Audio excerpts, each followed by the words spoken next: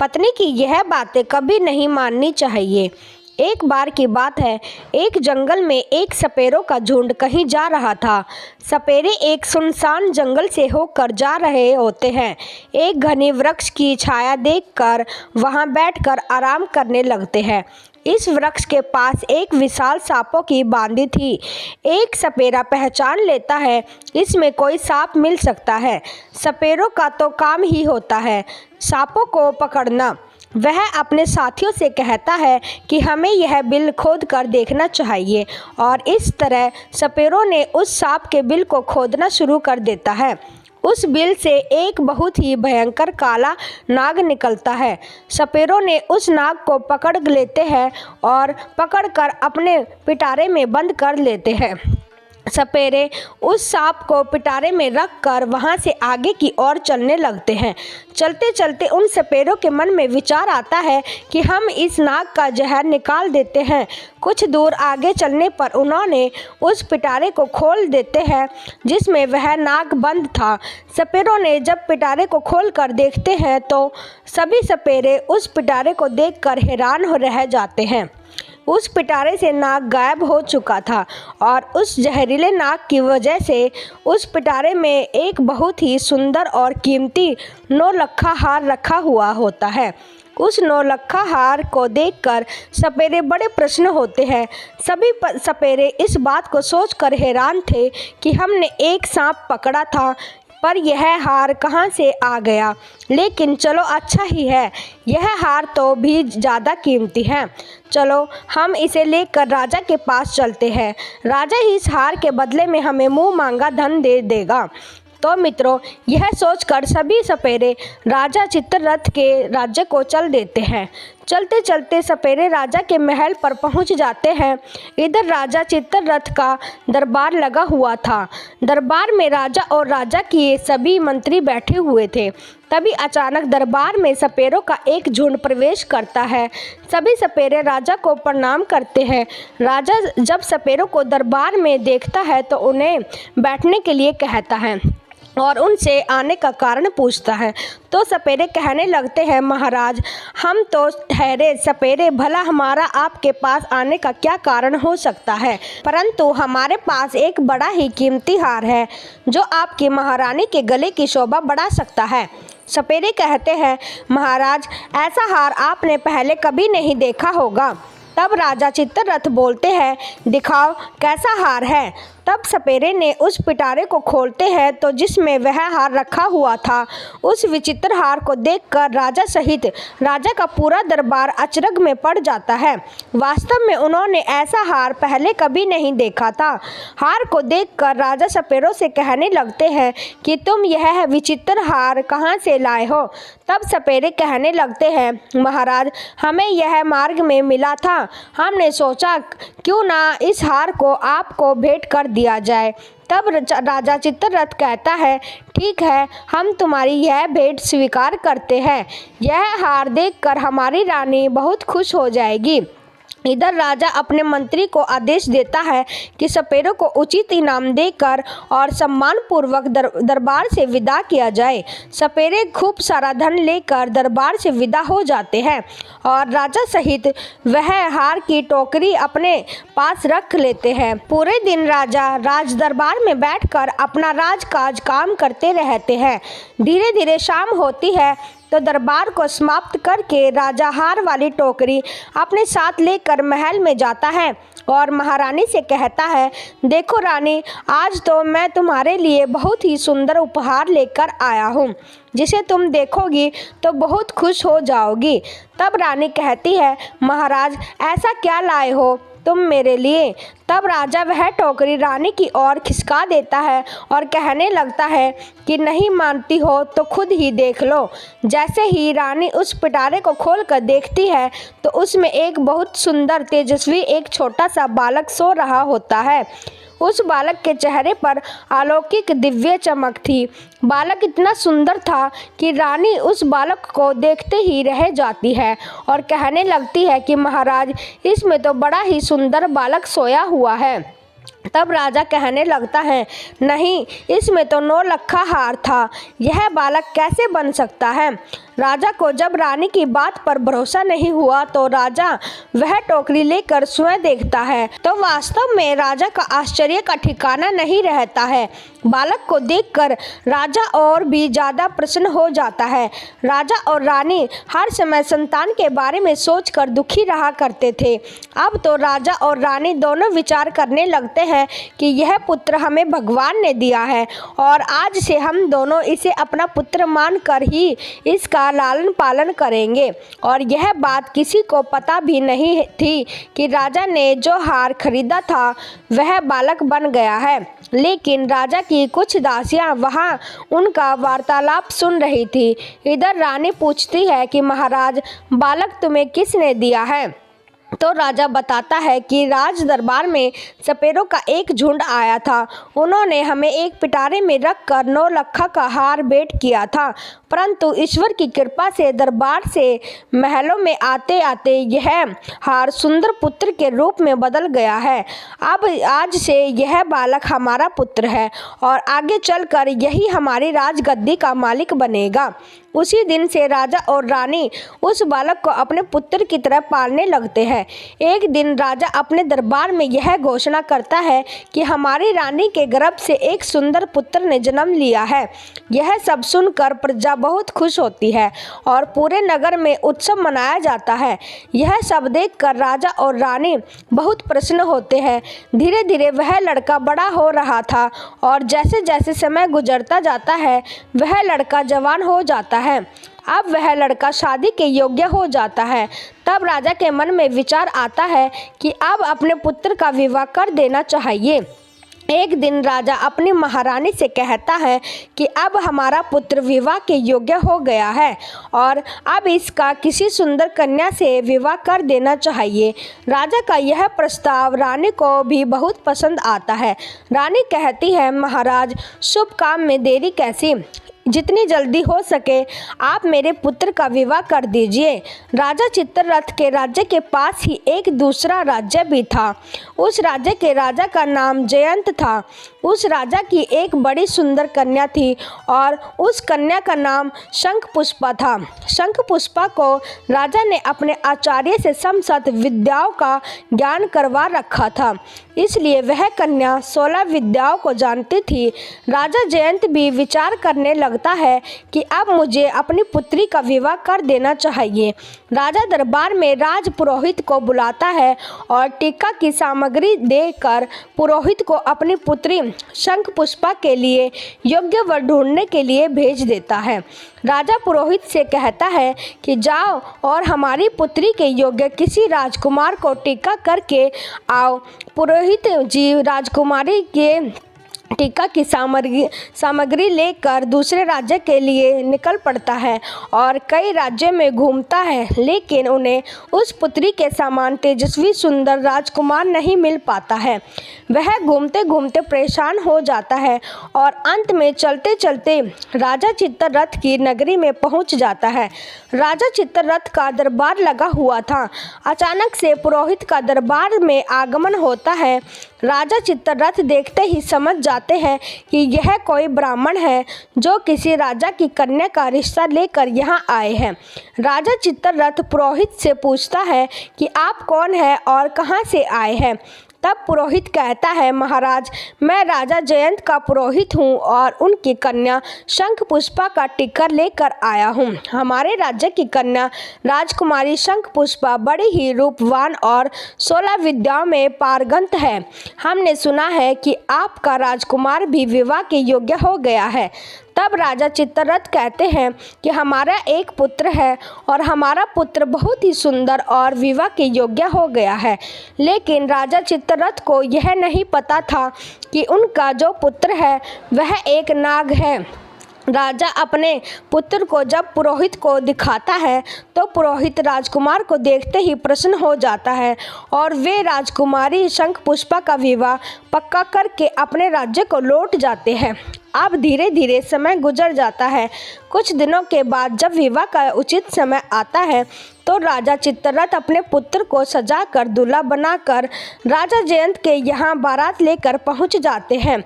वहाँ पहुँचते ही राजा जयंत उनका खूब अच्छे से स्वागत सत्कार करता है और अपनी पुत्री का विवाह राजकुमार के साथ कर देते हैं। इस प्रकार अपने पुत्र का विवाह करके राजा चित्ररथ वापस अपनी राजधानी को लौट आते हैं और अब धीरे धीरे और समय बीत जाता है। एक दिन रानी राजा से कहती है, महाराज, अब हमें राज्य की बागडोर हमारे पुत्र के हाथों में सौंप देनी चाहिए, जिससे पुत्र को भी राज्य चलाने का अनुभव मिल जाएगा। ऐसा सुनकर महाराज चित्ररथ ने अपने पुत्र को युवराज घोषित कर देता है। अब राजा चित्ररथ निश्चित होकर अपने महल में रहने लगता है। राजकुमार बड़े अच्छे ढंग से राज्य का संचालन करने लगता है। मित्रों, एक दिन की बात है, राजकुमारी शंखपुष्पा को उसकी दासी एक बात कहती है। वह कहती है कि राजकुमार को पूछना कि तुम्हारे माता पिता कौन हैं। दासी की बात सुनकर शंखपुष्पा को बड़ा आश्चर्य होता है। रानी शंखपुष्पा कहने लगती है कि यह तुम क्या कह रही हो? क्या हमारे पति महाराज चित्ररथ के पुत्र नहीं हैं? तब दासी कहती है, नहीं राजकुमारी, तुम भूल कर रही हो, यह उनका पुत्र नहीं है। मैं इतना तो नहीं जानती कि राजकुमार के वास्तविक माता पिता कौन हैं, पर इतना अवश्य जानती हूँ कि राजकुमार महाराज चित्ररथ के पुत्र नहीं हैं। आप स्वयं अपने पति से पूछ लेना। अब तो राजकुमारी शंखपुष्पा के मन में भी अपने पति को लेकर शंका उत्पन्न होने लगती है। राजकुमारी मन में सोचने लगती है कि आज शाम को जब राजकुमार महल में आएंगे तो मैं उनसे यह बात अवश्य पूछूंगी। राजकुमार जब शाम को महल में आता है तो राजकुमार की पत्नी शंखपुष्पा राजकुमार से कहती है, महाराज, मैं आपसे एक प्रश्न पूछना चाहती हूँ। राजकुमार कहते हैं, पूछो रानी, क्या पूछना चाहती हो?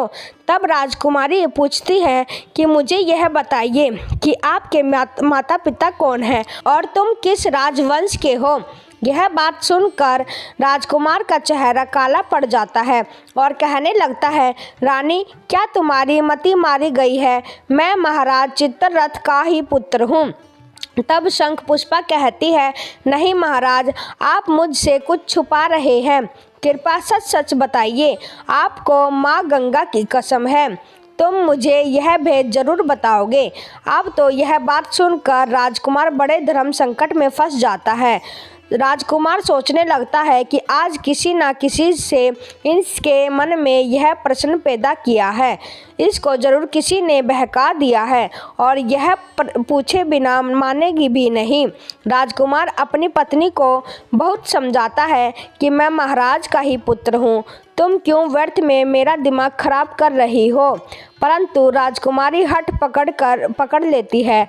महाराज, अब तो तुम्हें मुझे बताना ही पड़ेगा कि तुम किस वंश के हो, तुम्हारे माता पिता कौन हैं। तब राजकुमार सोचने लगता है कि मुझे इसको सब कुछ बताना ही पड़ेगा, यह सच सुने बिना मानने वाली नहीं है। राजकुमार बार बार अपनी पत्नी से कहता है कि मान जाओ महारानी, अभी इस समय तुम मुझसे यह बात मत पूछो, वरना बहुत पछताओगी। लेकिन राजकुमारी शंखपुष्पा तो मानो जिद करके बैठ जाती है और कहती है कि नहीं बताओगे तो मैं भोजन ग्रहण नहीं करूंगी। मैं समझूंगी कि तुम मुझसे झूठा प्रेम करते हो। यह बात सुनकर राजा का पुत्र कहता है, नहीं मानती हो तो ठीक है, हम कल महल से बाहर वन विहार के लिए चलेंगे और वहां चलकर मैं तुम्हें सब कुछ बता दूंगा। दूसरे दिन रथ सजाया जाता है, उसमें राजकुमार और उसकी पत्नी शंखपुष्पा दोनों बैठ जाते हैं और वन विहार करने का बहाना करके दोनों महलों से निकल जाते हैं और एक नदी के किनारे आ जाते हैं। नदी को देखकर राजकुमारी शंखपुष्पा कहने लगती है कि महाराज, आप मुझे इस नदी के पास लेकर क्यों आए हो? क्या इस नदी में तुम्हारा कोई संबंध है? तब राजकुमार कहता है कि मैं फिर तुमसे कहता हूँ कि मान जाओ और मुझसे मेरे वंश के बारे में मत पूछो, वरना तुम्हें बहुत पछताना पड़ेगा।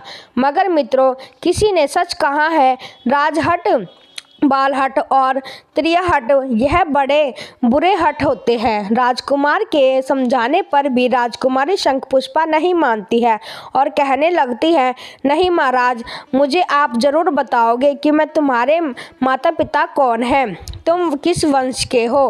राजकुमारी शंखपुष्पा जब नहीं मानती है तो राजकुमार उस नदी में नीचे उतर जाता है और जल के बीच पहुंच जाता है और कहता है, रानी अभी भी समय है, तुम मुझसे यह बात मत पूछो, अभी कुछ नहीं बिगड़ा है। लेकिन राजकुमारी कहती है, चाहे कुछ भी हो जाए, लेकिन यह बात जान कर ही रहूंगी। इस प्रकार राजकुमार नदी की ओर गहरे जल स्तर में पहुंच जाता है।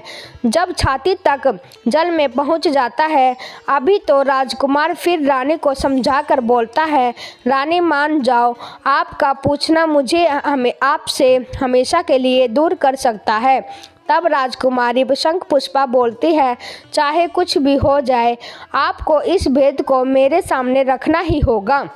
अब राजकुमार और आगे बढ़ता है और जब अपने मुख के बराबर पानी आ जाता है, तब राजकुमार कहने लगता है, रानी अभी आपके पास समय है, यह जानने की कोशिश मत करो कि मैं कौन हूँ। परंतु रानी नहीं मानती है। मित्रों, फिर राजकुमार अपना असली नाग का रूप धारण कर लेता है और नदी के जल के ऊपर अपना फन दिखाने लगता है और अपना फन दिखाने के बाद वह नदी के अंदर समा जाता है और फिर बाहर निकल कर नहीं आता है। राजकुमारी शंखपुष्पा राजकुमार को खोजने की बहुत कोशिश करती है, परंतु राजकुमार का कहीं पता नहीं चलता है।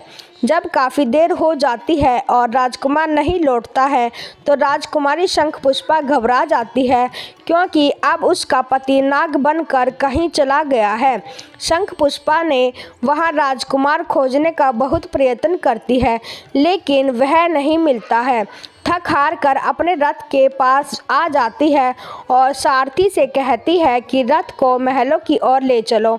महल पहुंचकर वह महाराज को सूचित करती है कि उनका पुत्र नदी में डूब गया है। यह सब सुनकर राजा को बड़ा दुख होता है। राजा अपने सैनिकों को आदेश देते हैं कि जाओ, नदी के जल को खंगाल डालो और राजकुमार की लाश को तलाश करो। राजा के सैनिक रानी शंखपुष्पा महाराज और महारानी के साथ उस नदी तट पहुंचते हैं। नदी में जगह जगह जाल डलवाए जाते हैं, लेकिन कोई सफलता नहीं मिलती है। नदी में कई गोताखोरों ने राजकुमार की लाश को तलाश करते हैं, मगर कुछ हाथ नहीं लगता है। अब तो उदास होकर राजा और रानी और राजकुमारी शंखपुष्पा वापस अपने महल लौट आते हैं और राजा चित्ररथ व्रत हो चुके थे।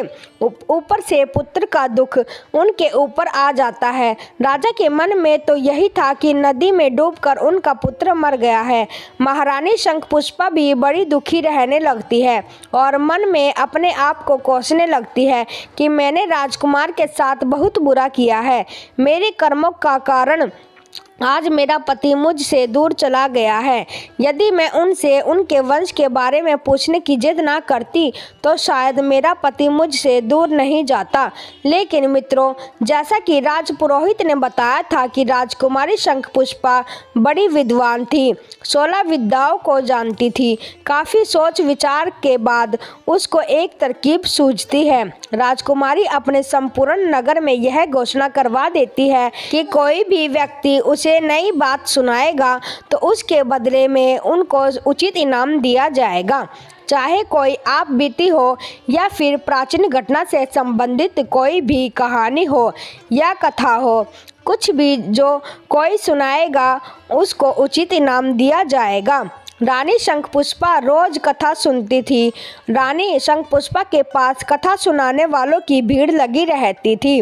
कोई रामायण की कथा सुना रहा है, कोई किसी राजा का इतिहास सुनाता था।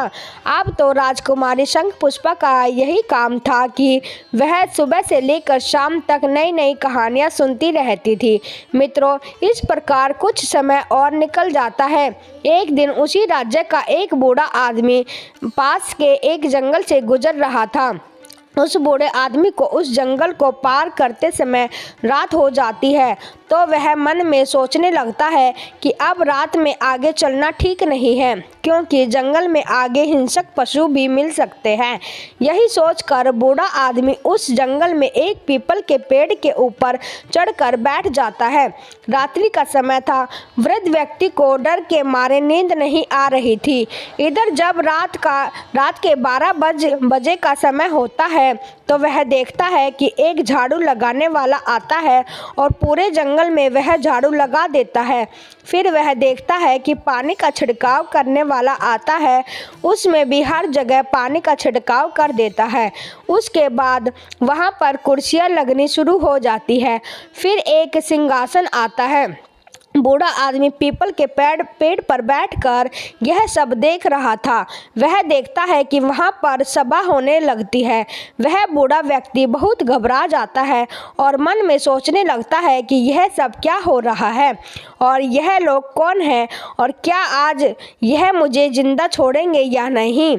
वहाँ एक से बढ़कर एक विचित्र अतिथि आने शुरू हो जाते हैं और वह विचित्र इसलिए थे क्योंकि उनका आधा शरीर सांप का था और आधा शरीर मनुष्य का था। दिव्य शरीर वाले नाग देखने में बड़े भयंकर लग रहे थे। उनका दरबार वहाँ सज रहा था और जब सभी लोग वहाँ आ जाते हैं तो वहाँ 2 सिंहासन और भी थे और उन दोनों सिंहासन पर कुछ देर बाद नागों के राजा और उनके पुत्र युवराज दोनों वहाँ आकर बैठ जाते हैं।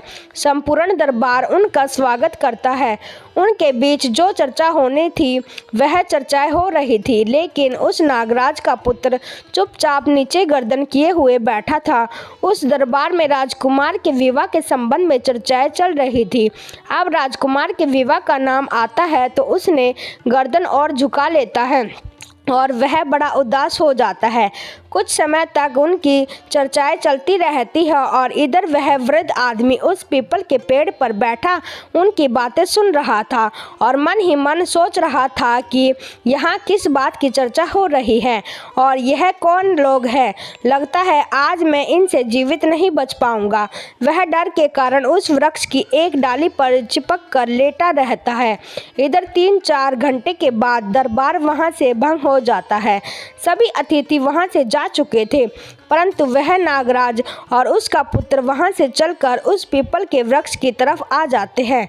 तब उस पीपल के पेड़ पर बैठा हुआ वह बूढ़ा आदमी सोचने लगता है कि यह मेरी तरफ ही आ रहे हैं और लगता है अब यह मुझे जिंदा नहीं छोड़ेंगे, क्योंकि इन्हें पता चल गया है कि मैं एक वृक्ष पर बैठा हूँ। यह सोचकर बूढ़ा व्यक्ति घबरा जाता है, परंतु नागपुत्र राजकुमार उस पीपल की जड़ों में बैठकर रोने लगता है और अपनी रानी शंखपुष्पा को याद करता है।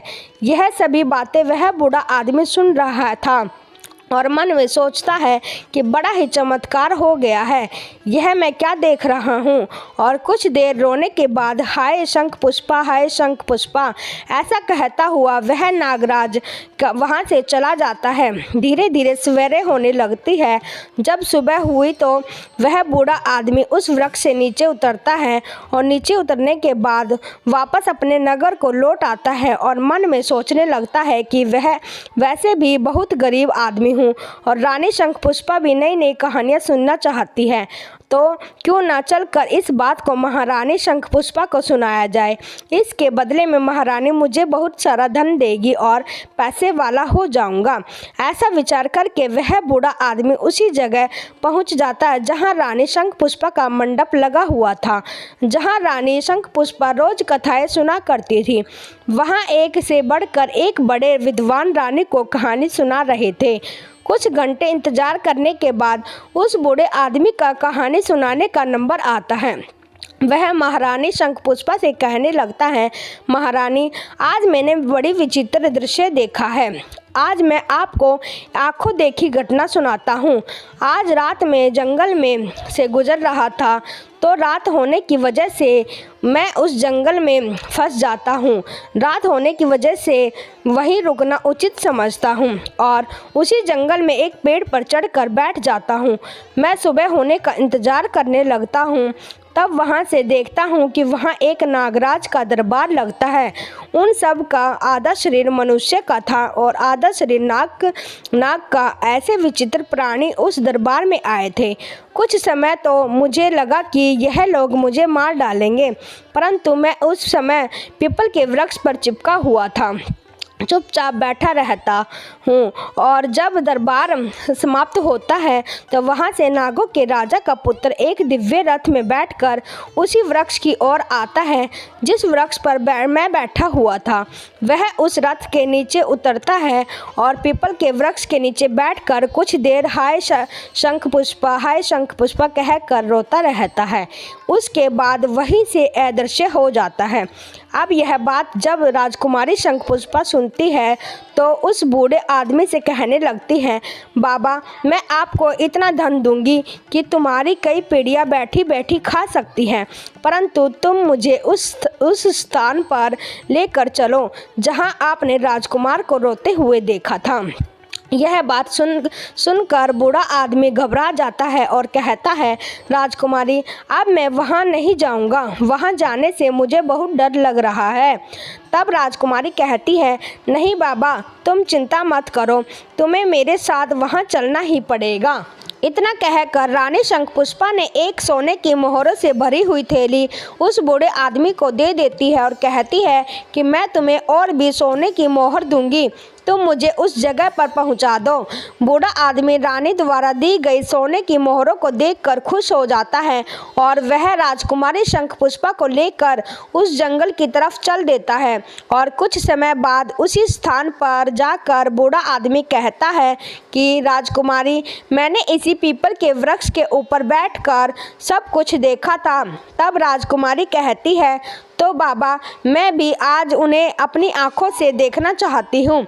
इस प्रकार वह बूढ़ा आदमी और रानी शंखपुष्पा उस वृक्ष के ऊपर जाकर बैठ जाते हैं और वह इंतजार करते हैं। उस दरबार का इंतजार करते करते पूरी रात निकल जाती है, लेकिन वहाँ पर कोई नहीं आता है।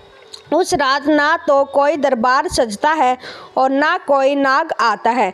अब रानी शंखपुष्पा उस वृद्ध व्यक्ति पर क्रोधित हो जाती है और कहती है, बाबा, तुमने झूठ बोला है और इसके लिए मैं तुम्हें कड़ी से कड़ी सजा दे सकती हूँ।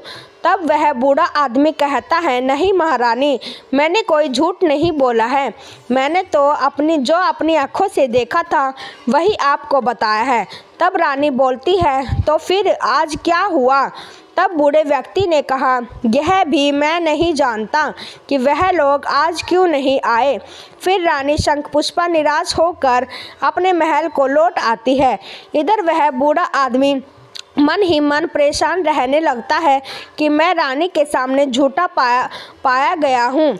वह बूढ़ा आदमी सोचने लगता है कि उस दिन कौन सी तिथि थी जिस दिन उस जंगल में दरबार लगा था। उसने यह बात ज्योतिषियों से पूछता है। तब ज्योतिषियों ने बताया कि उस दिन पूर्णिमा थी, चंद्रमा पूर्ण तरह से उदय हुआ था और ऐसे अवसर पर देवताओं की सेवाएं कुछ क्षेत्रों में हुआ करती थी। हो सकता है तुमने उस सेवा को देख लिया हो। अब तो वह बूढ़ा आदमी सोचने लगता है कि अगली पूर्णिमा आएगी तब मैं रानी को लेकर वहां जाऊंगा। महारानी भी उस बूढ़े आदमी से कहती है कि यदि तुम मुझे वह दृश्य दिखा दोगे तो मैं तुम्हें बहुत बड़ा इनाम दूंगी। इधर धीरे धीरे समय बीतता है और जब अगली पूर्णिमा की रात आती है तो वह बूढ़ा आदमी महल में पहुंचता है और महारानी से कहता है, महारानी, आज आपको मेरे साथ उस जंगल में चलना पड़ेगा। आज मैं आपको वह दृश्य दिखाऊंगा। महारानी शंखपुष्पा और वह बूढ़ा आदमी दोनों जंगल की ओर चल देते हैं। वहां पहुंचकर रानी शंखपुष्पा और वह बूढ़ा आदमी उस पीपल की जड़ों पर छुपकर बैठ जाते हैं। जब रात्रि के 12 बजने का समय नज़दीक आता है तो वह एक झाड़ू लगाने वाला आता है। वह झाड़ू लगाता है, फिर पानी का छिड़काव करने वाला आता है। वह पानी का छिड़काव करता है। थोड़ी देर बाद दरबार सजने लगता है। धीरे धीरे वहाँ नाग लोग आने लगते हैं। नागों का आधा शरीर मनुष्य का था आधा शरीर सांप का था। बूढ़े आदमी इशारे से कहता है, महारानी आप ध्यान से देख लो, यही सब मैंने उस दिन देखा था। मित्रों, रानी शंखपुष्पा उस दृश्य को बड़े गौर से देख रही थी और कुछ समय बाद रानी का पति भी आ जाता है और उस नागराज का पुत्र था। उसका आधा शरीर नाग का था और आधा शरीर मनुष्य का। महारानी उसे देखते ही पहचान जाती है और कहने लगती है कि यही मेरा पति है। महारानी सोचने लगती है, अब इसको मैं कैसे प्राप्त कर सकती हूँ। महारानी हिम्मत करके धीरे धीरे उस वृक्ष से बाहर निकलने लगती है। उधर वह बूढ़ा आदमी डर जाता है और बूढ़ा आदमी राजकुमारी से कहता है, राजकुमारी आप थोड़ी देर प्रतीक्षा कीजिए। 3-4 घंटे तक वह सभा चलती रहती है। जब सभा समाप्त हो जाती है तो सभी नाग वहां से चले जाते हैं। राजकुमार भी उस पीपल के पेड़ के पास आकर बैठकर रोने लगता है। उसे देखकर रानी शंखपुष्पा डर जाती है, क्योंकि उसका आधा शरीर सांप का था और आधा मनुष्य का। उसने पति को रोता देखकर राजकुमारी से रुका नहीं जाता और राजकुमारी शंखपुष्पा वृक्ष से निकलकर उसके पास आ जाती है और उसका हाथ पकड़ लेती है। अचानक से महारानी शंखपुष्पा के सामने खड़ा देखा तो राजकुमार एकदम से घबरा जाता है और कहने लगता है, रानी तुम। तब रानी कहने लगती है कि मैंने तुम्हें खोजने के लिए क्या क्या नहीं किया है, परंतु अब मैं तुम्हें कहीं भी नहीं जाने दूंगी। यह सुनकर राजकुमार कहने लगता है, रानी अब बहुत समय हो चुका है, अब तुम मुझे प्राप्त नहीं कर सकती हो। यहाँ जो सभा होती है वह मेरे विवाह के लिए होती है। मेरे पिता इस सभा में मेरे विवाह का प्रस्ताव रख चुके हैं और जब तीसरी सभा होगी तब तो मेरा विवाह तय हो जाएगा, और जब मेरा विवाह तय हो जाएगा तो बताओ मैं तुम्हारे साथ कैसे रह सकता हूँ। मुझे तो अपनी इस पत्नी के साथ रहना पड़ेगा। तुमने तो मुझे त्याग दिया है। मैंने उस दिन तुम्हें बार बार समझाया था कि मुझसे मेरा वंश मत पूछो। तब राजकुमार की बात सुनकर रानी शंखपुष्पा रोने लगती है और बार बार अपने पति से क्षमा मांगती है। तब राजकुमार कहता है, राजकुमारी रोने का समय नहीं है, मैं तुम्हें एक उपाय बताता हूँ। यदि तुमने वह उपाय कर लिया तो शायद अपना मिलन हो सकता है। तब रानी शंखपुष्पा बोलती है कि तुम मुझे जो उपाय बताओगे मैं वही उपाय करूँगी, लेकिन तुम्हें मेरे साथ रहना होगा। तब राजकुमार बोलता है कि रानी अब मेरे जाने का समय हो गया है, मुझे मेरे पिता के दरबार में पहुँचना है, परंतु अगली पूर्णिमा के दिन तुम्हें इसी प्रकार यहाँ आकर बैठना पड़ेगा और जब यहाँ सभा लगने लगे तो ध्यान रखना तुम चुपचाप महाराज के सिंहासन के नीचे आकर छुप जाना, और जब मेरे विवाह की बात चले तो तुम उस सिंहासन से नीचे से निकलकर महाराज के सामने जाकर खड़ी होकर तुम मुझे महाराज से मांग लेना। अगर महाराज बात मान लेते हैं तो मैं तुम्हें प्राप्त हो जाऊंगा। इतना कहकर वह नाग वहां से अदृश्य हो जाता है। इधर महारानी शंखपुष्पा और वह बूढ़ा आदमी अपने नगर को लौट आते हैं। इधर रानी राजकुमार को प्राप्त कर पाऊंगी या नहीं, इस बात को लेकर दुखी रहने लगती है। इधर राजा चित्ररथ भी अपने पुत्र शोक में दिन रात दुखी रहते हैं। धीरे धीरे समय निकल जाता है। इधर महारानी सोच रही थी कि अब चाहे कुछ भी हो जाए, अगली पूर्णिमा के दिन मैं अपने पति को पाकर ही रहूंगी। यह सोचकर अब रानी कथाओं को सुनना भी बंद कर देती है। धीरे धीरे समय बीतता जाता है। जब तीसरी पूर्णिमा नजदीक आती है तो रानी मन में विचार कर रही थी कि आज चाहे कुछ भी हो जाए मैं अपने पति को लेकर ही लौटूंगी। रानी उस बूढ़े आदमी को लेकर उस पीपल के पेड़ के पास पहुंच जाती है। वहां दोनों उस पीपल की जड़ में छुपकर बैठ जाते हैं और सभा लगने का इंतजार करने लगते हैं। इधर रात्रि के 12 बजते ही दरबार की तैयारी शुरू हो जाती है। कुर्सियां लगती है और राजा का सिंहासन आता है। इधर रानी उस पीपल की कोठरी से निकलकर उस सिंहासन के नीचे छुप जाती है। बड़े ही विशाल शरीर वाले नाग वहां आकर बैठने लगते हैं। कुछ देर के बाद राजकुमार का पिता, जो नागों का राजा था, वह भी आ जाता है। राजकुमार भी वहीं आकर बैठ जाता है। दरबार शुरू होता है। उनमें आपस में चर्चाएं होने लगती है। कुछ समय के पश्चात राजकुमार के विवाह की चर्चा आरंभ होती है। अब राजकुमार के विवाह की जब बात चली तो राजकुमारी शंखपुष्पा मौका पाते ही सिंहासन के नीचे से निकलकर राजा के सामने हाथ जोड़कर खड़ी हो जाती है। अचानक से एक स्त्री को वहां पर आया देखकर सारी सभा हड़बड़ा जाती है। तब नागराज बोलता है, तुम कौन हो और यहाँ इस सुनसान जंगल में मध्यरात्रि के समय तुम यहाँ क्यों आई हो? क्या तुम्हें मृत्यु का डर भी नहीं लगता है? हम नाग हैं और नाग लोग कितने जहरीले होते हैं, यह तुम्हें नहीं छोड़ेंगे। यह बात सुनकर शंखपुष्पा कहने लगती है, महाराज मुझे डर किस बात का? मैं तो आपकी पुत्रवधू हूँ। राजकुमार मेरे पति है और आप ना मानो तो उनसे ही पूछ लो, इनके साथ मेरा विवाह हुआ है। जब महाराज अपने राजकुमार से पूछता है कि राजकुमार यह कौन है, तो राजकुमार पूरी कहानी अपने पिता को कहकर सुनाता है और कहता है, पिताजी एक दिन मुझे कुछ सपेरों ने पकड़ लिया था और पकड़कर पिटारे में रखकर मुझे ले जाने लगते हैं। तो मैंने उनसे बचने के लिए उस पिटारे के अंदर 9 लखा का हार का रूप धारण कर लिया था। उन सपेरों ने 9 लखा हार महाराज चित्ररथ के यहाँ दे देते हैं। मैंने सोचा राजा चित्ररथ को कोई पुत्र नहीं है, राजा की कोई संतान नहीं है, तो क्यों ना राजा के यहाँ मैं पुत्र बन जाता हूँ। तो मैंने अपनी माया से पुत्र बन जाता हूँ और कई साल महाराज के राजमहलों का सुख भोगता रहता हूँ।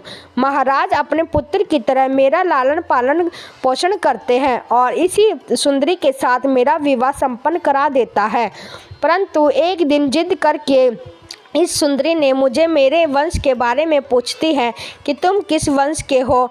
मैंने इसे बहुत समझाया परंतु यह नहीं मानती है और जब यह नहीं मानती है तो जहाँ मेरा स्थान था वहाँ इन्हें लेकर जाता हूँ और वहाँ पहुँचकर मैंने अपना वास्तविक रूप में आ जाता हूँ और अपने परिवार के पास चला जाता हूँ। यह बात महाराज जब सुनते हैं तो नागराज कहने लगते हैं, देवी क्या यह सच कह रहा है?